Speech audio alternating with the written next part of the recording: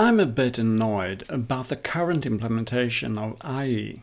Let's patch it so it better fits my, and hopefully your, needs. The issues I want to fix are three.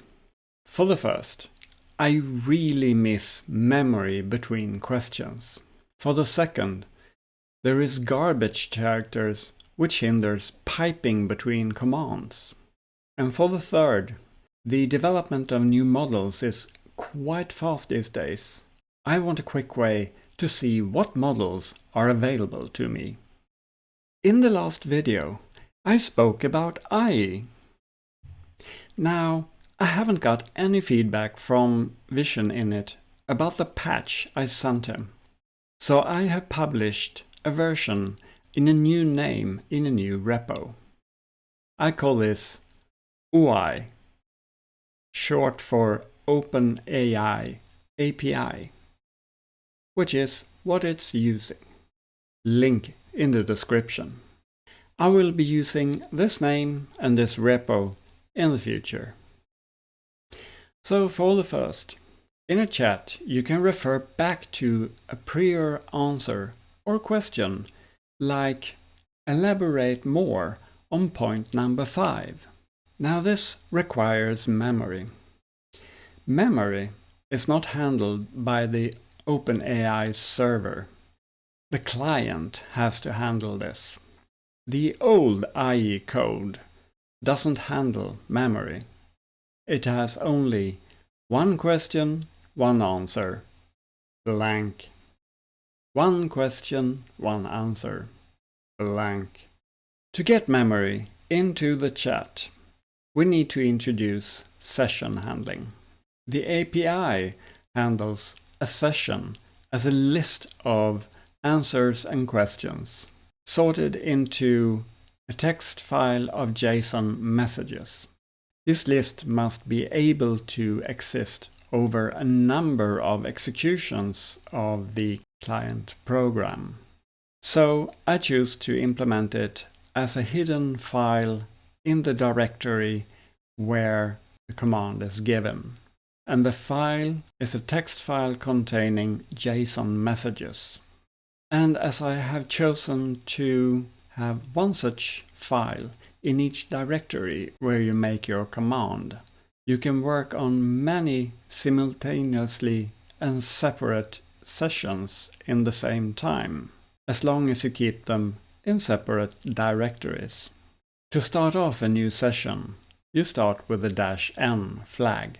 This deletes the old messages or the file and starts a new one. You can also provide a string to this command that preps the upcoming session, for instance with instructions or data that you're going to use. For instance, you can type OI-N. This is an example of my ample writing skills, followed by a question. OI, write 5 tweets about the power of Python in my style. And after that, you can put another question. OI, rewrite number 3 in a more engaging style. So in the first one, we just put in instructions. In the second, we make a question using the instructions. And in the third one, we use the memory, a memory of the answer from the first question. Now finally, there is also a -L flag, and that one inserts the same assistant message as IE always did.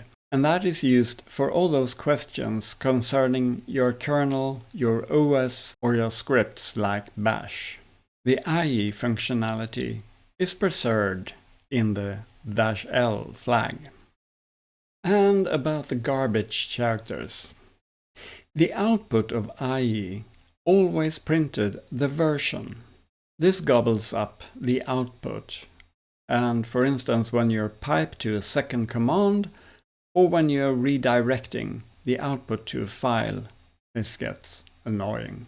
So I removed this mandatory version information, but you can always use the -v flag to get to know what versions you're running.